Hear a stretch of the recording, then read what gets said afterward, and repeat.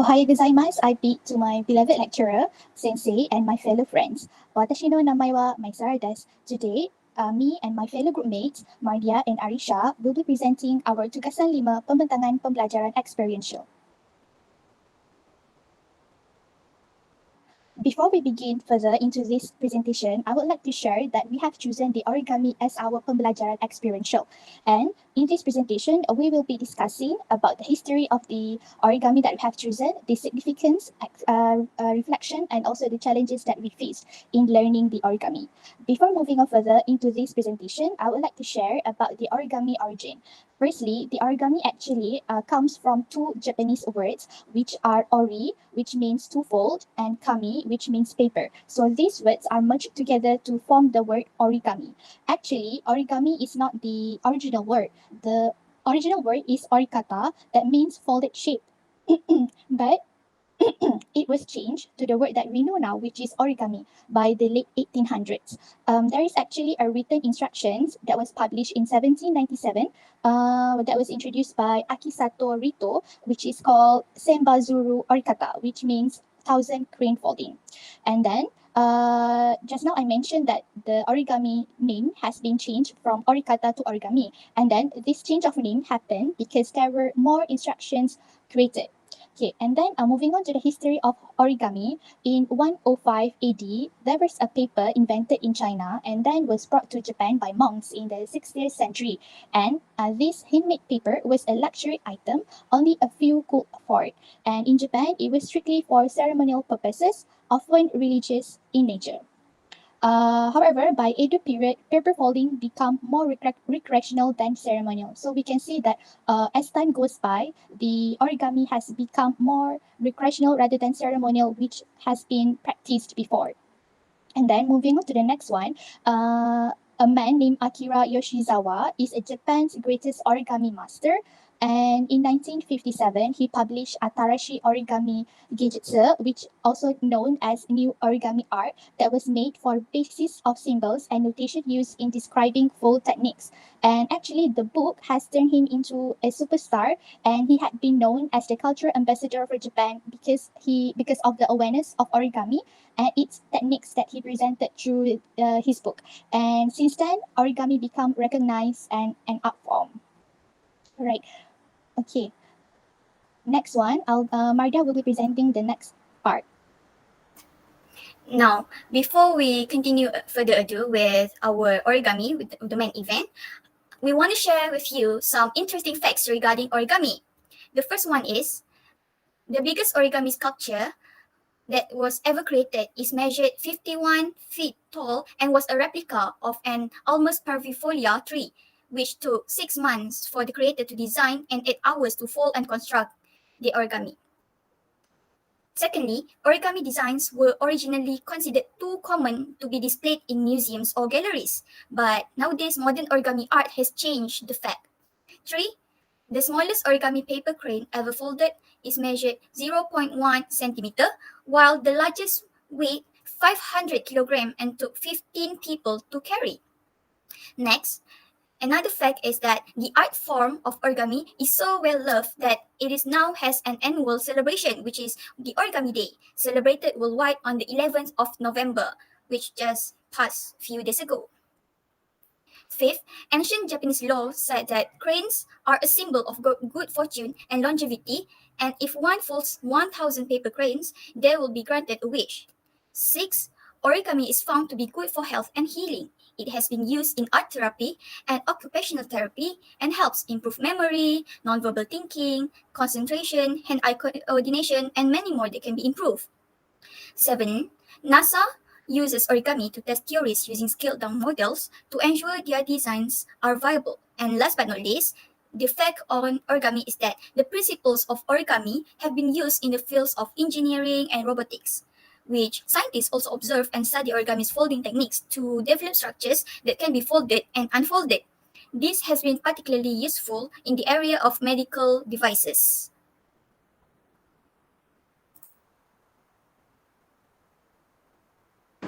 Okay, so next we are moving on to the different types of origami. Okay, so for the first one, we have traditional origami. So traditional origami has been described origami whose origin is unclear or unknown, where it is either created too long ago for anyone to have claimed the right, or even created by many different origami designers. So therefore, it is being deemed as traditional. So that is one of the examples of traditional origami, which is crane origami. So all traditional origami models are considered as public domain, which mean that anyone can create tutorials for them or teach them in classes, and also sell the final origami models or their diagram. So like modifications of traditional origami models are very easy to discover, which means claiming modification as a copyrighted design is hardly ever seen. Therefore, since it's been created for too long or maybe too common in the design, so like there are no one to claim the copyright for the design. So it is therefore that a lot of people can also come up with the same design. So like it's better to call them modification and not original creation, which is for the traditional origami. And then for the second one, we have modular origami, also known as a unit origami. It is a category of models which are built from multiple sheets of paper connected by means of folding, and the individual sheets are folded into units which are usually all identical or very similar. So for example, as you can see from the picture. The first picture are two identical paper that are folded together, and then they are merged together to turn into a shuriken. So that is example of the modular origami, where a lot of pieces, a lot of same pieces, similar pieces are merged together to create a one large origami model. And then the second one is the 3D model of a swan made by a small piece of folded paper. And then next, okay, so for the next one is the wet folding origami. Okay, so a wet folding is actually a new way of folding paper developed by Akira Yoshizawa, which is the grandmaster, the origami grandmaster. So in wet folding, it involves moistening the paper before the folding process. So it resulting the model to have a softer and textured look with gentle curving lines. Okay, so like for example from the picture, okay, from the left is origami of a dog, which are can be deemed as the traditional origami. But using the wet folding method, you can see on the result on the right side, where it has more textured look and also gentle curving line, which makes it appear more realistic. So wet folding is actually one of the most hardest technique to be used in origami. So like only certain people can actually know and master the technique actually. And then for the last one is called tessellation, where it is a geometric pieces folded from a single sheet of paper with flatly overlapped faces. Okay, so like tessellation is actually a very like geometrical origami, which is usually inspired by a lot of design and also repetitive. So like it involves a lot number of folding to make it appear more beautiful and also repetitive in design. So like in current modern days, we can see that a lot of tessellation origami has been used in design, and also for due to its geometrical shapes, it is also actually being published and maybe in the museums and everything. So like the geometrical shape is actually very interesting, and also it requires a lot of folding and also discovering of the origami shapes. And then moving on to the next part.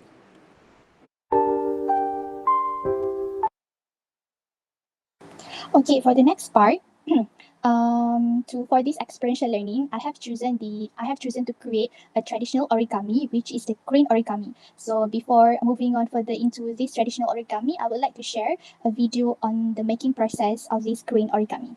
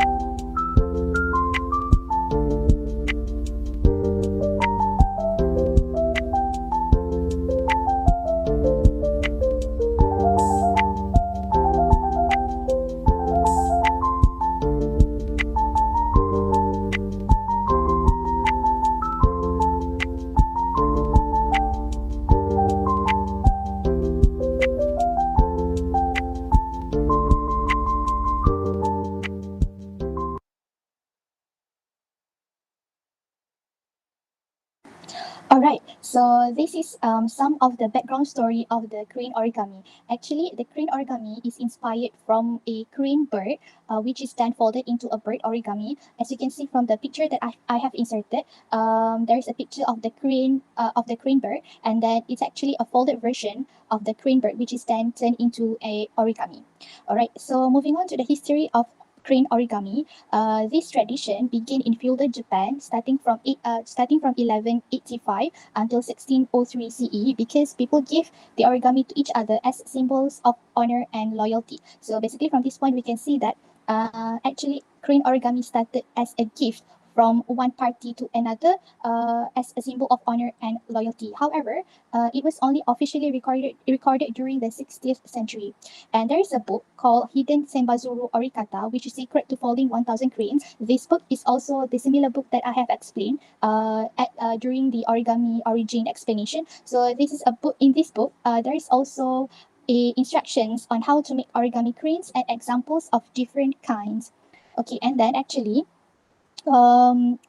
this crane origami has its own symbolism and also occasion. For example, the bird crane, is associated as a mythical creature that lives for 1,000 years, which is such a very long time. And the Japanese has a strong love for crane and refer to it as the bird of happiness. So for the Japanese, the bird crane actually, they see that as a bird of happiness because of two reasons. The first one, because it represents good fortune and longevity, and because the wings gives protection. And because of this belief, there's a traditional prayer that mothers recite for their children, which is, "Oh, flock of heavenly cranes, cover my child with your wings." So by citing this traditional prayer, the mothers believe that their children will be protected. All right, moving on to the next one. Okay, so there is actually a Japanese myth that is associated with the crane origami, which is that says if a person folds around 1,000 cranes, their wish will be granted. And this myth actually comes from an ancient Japanese that promises around anyone who folds 1,000 paper cranes, which is the lifespan of a crane in years, according to the legend, which I already mentioned previously, will be granted a wish by the gods. And the wish could for happiness, health, or good luck. And actually, there is also a girl named Sadako Sasaki, who was buried with 1,000 cranes origami, because when she was alive, she made all of that with the hope that her wishes to be healthy would be granted. This is because she suffers from the disease called leukemia. However, as time goes by, her wishes change as she only wished for a peaceful world instead of her own life. So despite her worsened condition, she still carried on making the crane origami, and her classmate helped her. So because of her poor intention, she has been buried with all of the cranes that she had made, and therefore crane origami has become an international symbol of peace after her, as we can see from the picture. All right, as actually traditional pepper crane is a famous model.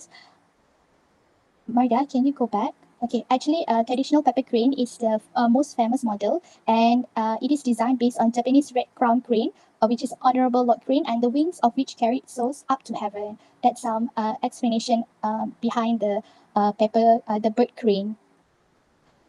Okay, for the next one, apart from the Sadako Sasaki story, there is also a short film that was published by 19 students majoring in digital animation and illustration courses in the One Academy of Communication Design. They came up with this short film, which is an adaptation of the Sadako Sasaki story. And in this story, it tells that these twin sisters, they made 1,000 paper cranes in order to grant their wish to be healthy. All right, and then moving on to the next one. Okay, there is also some significance and some self-reflection that I have encountered while learning to make this paper crane, crane origami, which is the first one is cultural understanding, and the second one is cultural appreciation. The first one, cultural understanding. When I learn how to make the crane origami, it depends the understanding about the symbolism and the cultural context about the crane origami. Which is I just knew that the crane is very important, as it has its own mythical element in Japanese people. Like what I have mentioned, the wings of the crane gives the people sense of protection. So that's how I understand after learning the pepper crane. Okay. For example, crane is one of the most symbolic animal in Japan and considered as national treasure.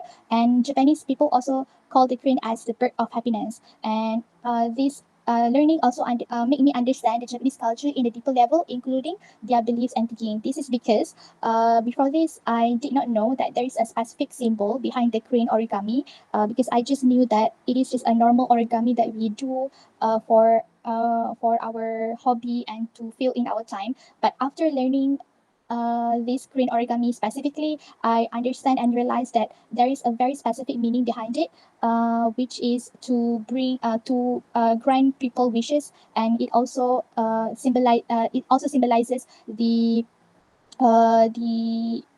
sense of protection that was associated with the wings of the cranes. Okay, for the second point is the cultural appreciation. It fosters a sense of unity and shared culture experiences, which enhances the culture appreciation. And this learning process, the making of crane origami, cultivates self-appreciation to other cultures like Japanese, to be exact. And this also can be look through the Japanese and Malay culture, which share similar traits, like ones have to perform something in order to fulfill their wishes. So as we can see here, the Japanese and Malay culture have some similarities within these two culture, which will enhance the appreciation towards one another, which can also be inculcated to the young learners. So when there is a similarity between these two cultures, it will enhance the appreciation more towards it, because we can share about the similarities that our culture has with another culture. So, for example, in Japanese culture, the people have to make 1,000 crane origami to grant their wishes, and Malay people have their own praying methods to wish for something. So, the similarity of having the similarity of the requirement to do something to ensure that our wish will be granted is the similarity between the Japanese and the Malay people culture, which will unite us in a way that we can share our experiences in our own cultures. So by learning this origami, I learned deeper about the culture of Japan and also appreciate the culture even more.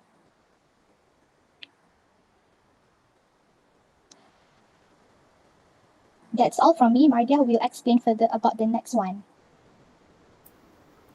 Arigato, Maisarah-san wa. Okay, moving on to another origami that's created. I have chosen to create a woven mat origami for the modular origami type. Okay, so let's watch the video first.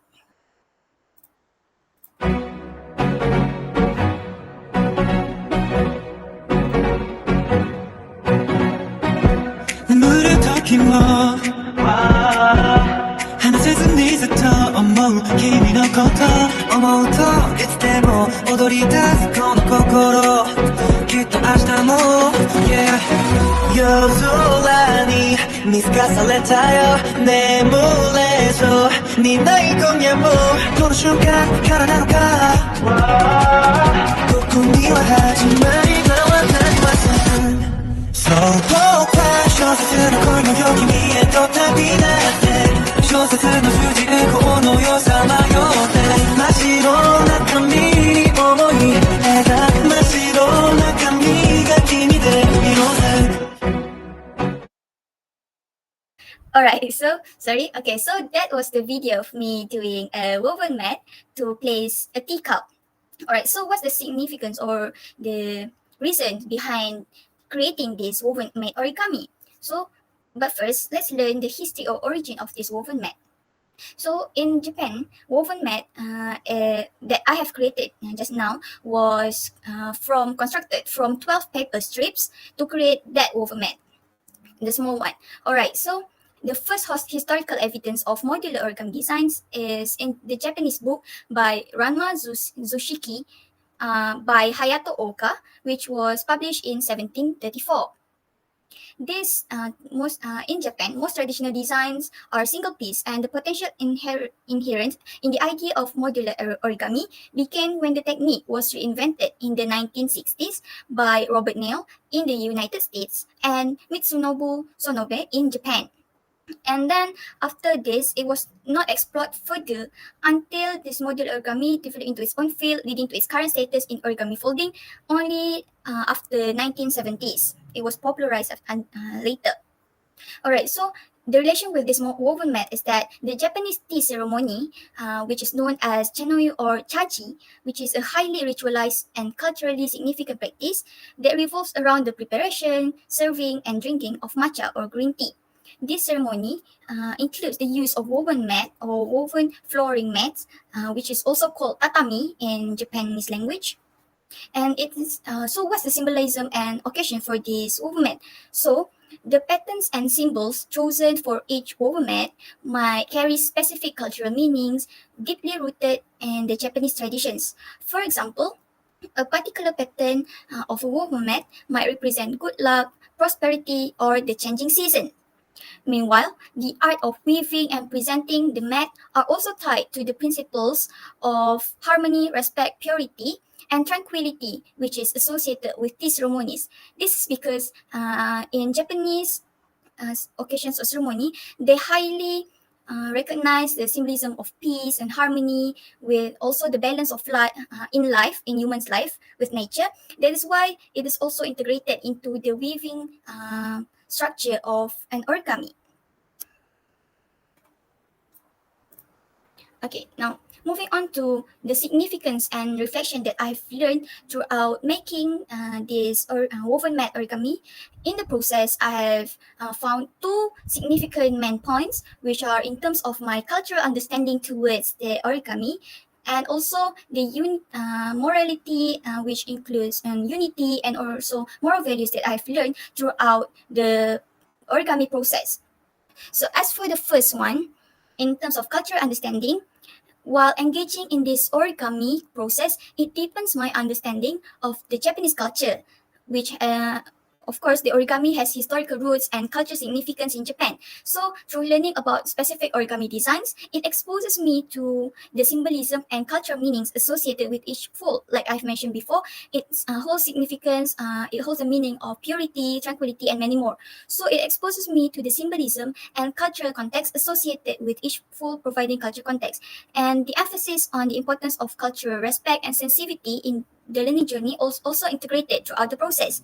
So, while recognizing that engaging in the artistic practices of another culture, which is the Japanese culture, requires me a deep appreciation of its history, traditions, and sensitivities, it allows me to further understand why this significant thing is created in the first place. For example, the Japanese woven mat incorporates distinct and intricate geometric patterns which hold cultural significance, mostly inspired by nature, historical symbols, or traditional Japanese motifs. Meanwhile, as a Malay myself, on the other hand, I've learned that Malay traditional woven mat features patterns and designs that are rooted in Malay culture, showcasing elements like flowers, plants, and other local symbols. So there are differences between these two uh, culture, and the cultural aspect of origami adds depth and interest to my language learning, motivating me as a non-native Japanese language speaker to explore not only the language but also the associated traditions and customs behind the weaving action of a mat. Moving on to unity and morality aspects, participating in this origami, woven mat origami activities fosters me a sense of unity and shared cultural experiences throughout the learning process together with my group mates also. Because by learning the etiquette of woven mat origami, it enhances my cultural adaptability and social morality and skills. This is because the recognized shared moral principles can contribute to personal growth. And further, the engagement in the artistic practices of another cultures fosters me a positive and collaborative learning environment because, for example, in Japanese, the art of weaving and presenting Japanese woven mat or this tatami mat is tied to the principles of harmony, respect, purity, and tranquility, which is also associated with, this is because the Japanese, they focus on the harmony with nature and balance in various aspects of life. On the other hand, this is different with Malay culture because in Malay culture, woven mat is used in everyday life from traditional ceremonies to casual gatherings, which the significance lies in the communal aspects of sitting together on a mat. In this case, the Malays focus on relationship between the community and the environment. So this is slightly different between Japanese woven mat and also in Malay culture. So this contributes me to the cultural richness of both traditions, because I've learned that even though it holds the significance and unity and morality towards the actions of creating a woven mat, it also has the slightly differences from what I've known before. So in summary, weaving cultural understanding and morality into the exploration of Japanese woven origami as a Malay student myself enhances the learning experience by fostering cross-cultural appreciation and enriching personal and moral dimensions of these artistic expressions. So that's all from me for my significance and reflection on creating the woven mat. Arigato. Now I'll pass to Arisya for her presentation. Okay, thank you, Mardhiah. Okay, so for my part, I did one of the many types of origami, which is called kirigami.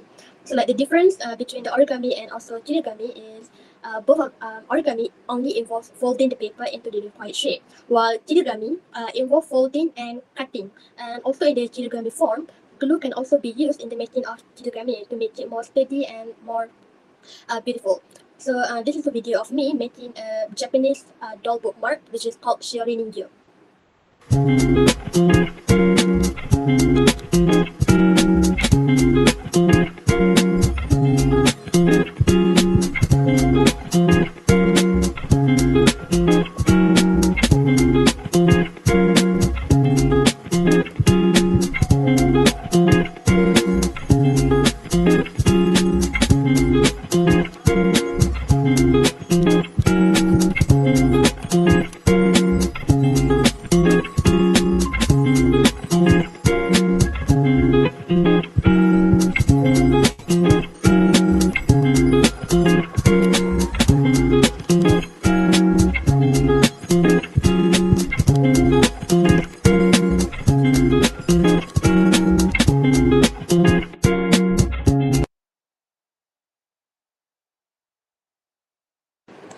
Okay, so for the Shiori Ningyo, so like Shiori Ningyo actually simply mean two things, which is the first one, Shiori mean bookmark and Ningyo mean doll. So in short, it is called a Japanese doll bookmark. So actually, Japanese doll represent an item of veneration, a child's play, themes, or an object of delight in Japanese culture.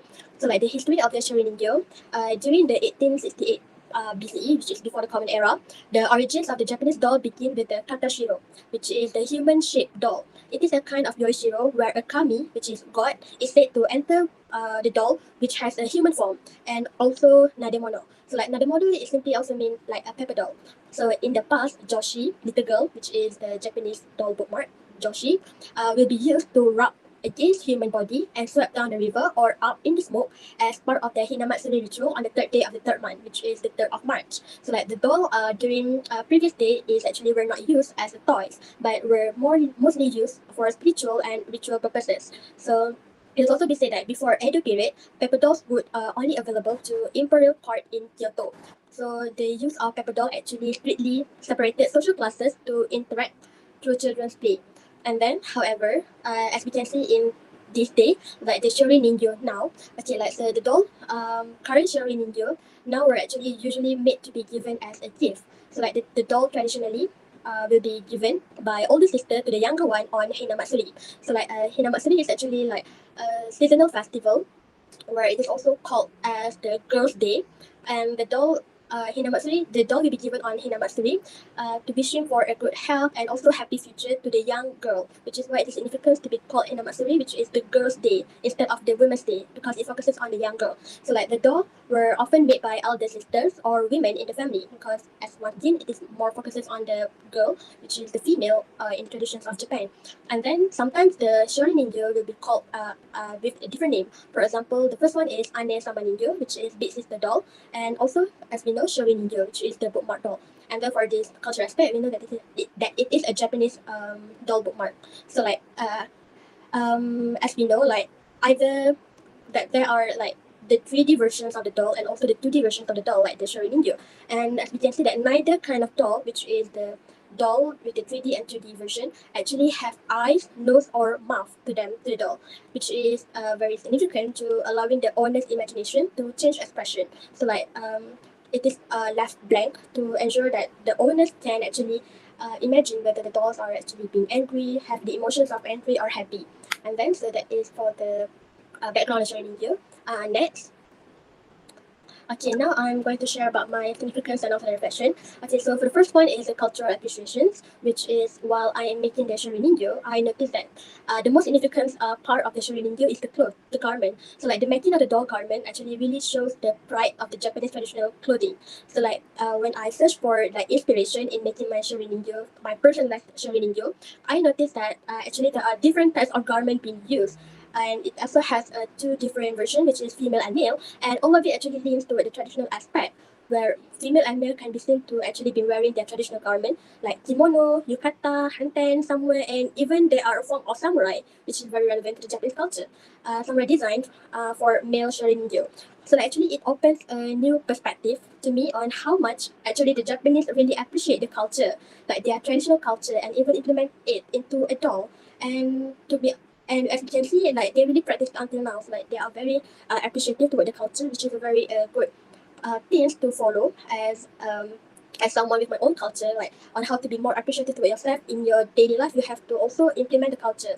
And then the next one is the significance of the day in the Japanese culture shows that appreciation toward individual, especially women. But for this case, this is actually a girl, where for the Hina Matsuri, the Hina actually means like little hatchling bird, and Matsuri, as we know, is the doll festival and girls' day. So like Hina Matsuri is the festival of celebrating daughters' growth. So like sometimes like we usually only heard about the Mother's Day, Father's Day, or even Women's Day. But actually, this is my first time hearing about the Girls' Day. So like learning the culture, Japanese culture about celebrating the growth of the woman, of the girl, like very significant because it actually tell me a lot about their culture and how they are very appreciative toward each other.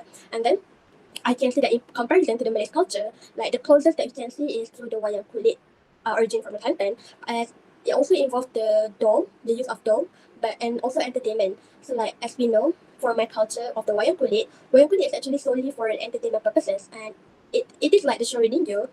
It inject elements of culture to its design, which make it very traditional and beautiful.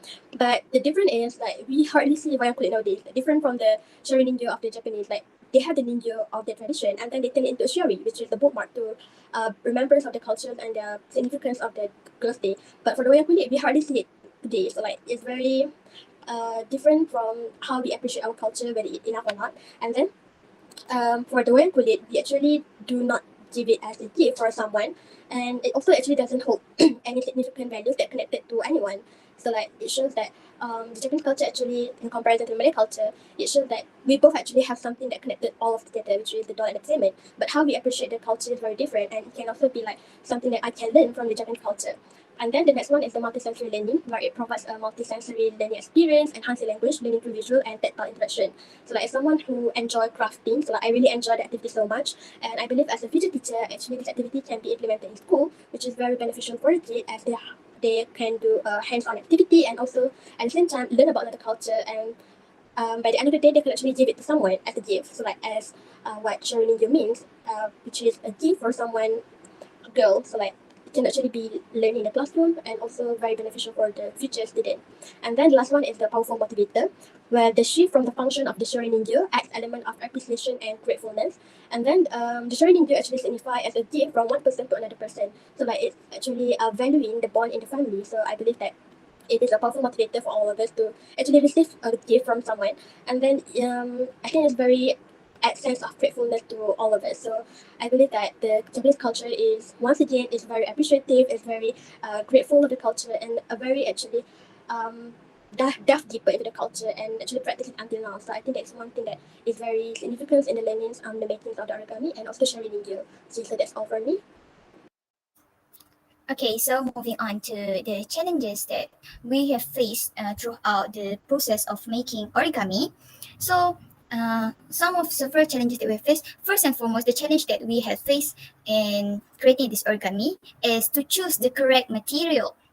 This is because in origami process, there are a lot of papers that we can choose from, the varieties of papers in terms of its textures, sizes, and everything. So, dividing into two, which is first the paper size and the second one is the paper materials. First, for the paper size, the different design of origami requires different size of paper, which is the common size of an origami is a square paper with the size of 6" times 6" with or 15 centimeter times 15 centimeter. So and also the thickness of this uncolored kami is 0.066 millimeter, while paper dye on one side is 0.071 millimeter thick. So we need to choose the correct paper size to create this origami for the specific origami design, so that it will actually create the correct material or the correct design that we want to choose. And the second one is in terms of the paper materials. For example, there are various materials that we can find nowadays, such as the kami paper, tan paper, dual color standard paper, washi, tissue foil paper, and also biotope paper. So this quality of the origami paper widely varies, and the best standard origami paper is paper made in Japan by companies that have been making paper for generations. It's like we need to choose the correct material from especially created in Japan to create like the best result of an origami design.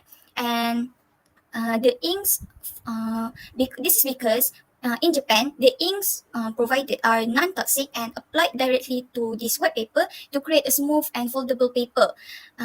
This is because by choosing the correct material, we are able to eliminate the cracking lines found in cheaper papers, and it also holds creases very well and easy to use. So the challenge found is that when we are creating the origami using other origami papers, such as we use the colored FO papers. For example, I myself use the colored FO papers because I couldn't find origami paper nearby.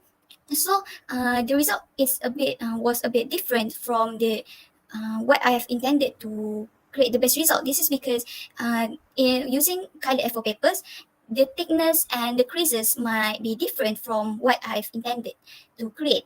So this is like one of the challenges that we face during the creations of this origami.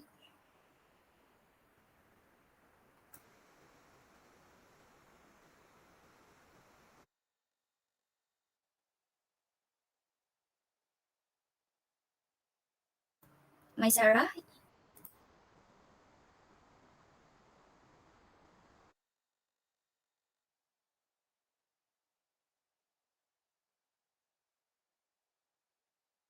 Hello? All right. Okay. Sorry for the technical issue just now. Okay. Before moving on to the next challenges, we also faced a few challenges. Even though the origami itself has its own moral value that have been inculcated in our daily lives. For example, the moral value that I had inculcated are the moral value of understanding other culture and also appreciation towards other culture. However, the challenges are also there. The first one is the understanding and balancing, while the second one is time consuming. The understanding and balancing challenges comes into a picture because the origami, a certain origami has instructions that requires many folding steps in one origami. As we can see from the picture there, the steps are a lot. And it's very challenging and difficult to see and understand. And the second point is certain instruction provide difficult visual with two surfaces of the paper without any instruction. So based on my experience creating the crane origami, I could not understand the steps when looking at the looking at the picture instructions, because it was very difficult and challenging to see the folding parts and all. So in order to understand it, I watched the YouTube video, a slow motion YouTube video, because from there I can see the step by step of the making process instead of just watching a fast-paced one or the instructions in the form of pictures. And then for the third one, if there is any mistake on the fold, then the structure of the origami will be interrupted. This is also relatable with my experience because there is one step that is quite difficult to create, and I was really struggling to do that. However, I tried to do it slowly, but the origami structure was already interrupted a little bit. However, I was still in a lucky position where the structure is still there because it was just a minor mistake. And this point shows that it was difficult in understanding and balancing the folds altogether because we have to master both in order to create a neat origami overall. And then moving on to the next point. The second challenge is the time consuming because it requires extra attention while making origami, so one have to spend a long time to finish it. And then, apart from that, it also need a long attention span to really focus on the process of an origami. For example, when I was doing the origami, I could not do anything else other than learning how to do it, because if I multitask, then I will forget about the step. So, in the making of origami, it really requires a very long attention span when you have to only focus on making it only instead of doing anything else in between. And then the third one is unintentional creases may impact the visual of the finished product. Therefore, people tend to restart the process if they make a folding mistake. This is also related with my experience because I'm quite unsatisfied with the result, so I keep doing quite a number of Korean origami, and then each of the origami actually takes 3 to 4 minutes to be done. So if there is 10 origamis, then it will take at least half an hour to finish everything. So this challenge of time consuming also comes into the picture when aiming to create a neat and perfect origami, because it requires a very small detail and a 100% of attention to create it. Okay, so I think that is all for our presentation about the task 5.